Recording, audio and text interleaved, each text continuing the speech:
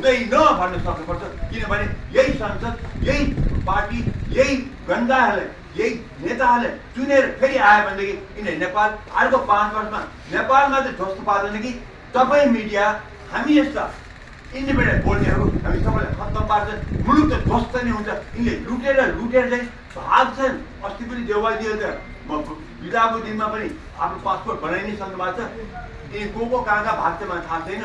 तर हेर्नु होला यो आगो जुन जेन्जीले दियो नि, त्यो आक्रोश युवाको च्यापचुप त पारे। अहिले कत्रो षड्यन्त्रबाट च्यापचुप त पारे, दलका र राष्ट्रपति र प्रधानमन्त्री मिलेर च्यापचुप पारे। तर खरानी बन्धु आगो यो भयङ्कर लाग्छ। अब नेक्स्ट जुन विद्रोह हुन्छ आउँछ विचार फेरि आउँछ।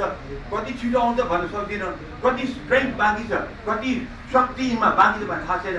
त्यो भयो भनेदेखि नेक्स्ट विस्फोटमा चाहिँ कोही पनि रहँदैन नेताहरू भन्दा बताइन्छु। शेख हसिनाको जस्तै अवस्था यहाँ हुनेवाला छ। हामी अब चुनावमा जाँदाखेरि कुनै हालतमा यही संसदीय व्यवसाय जान हुँदैन।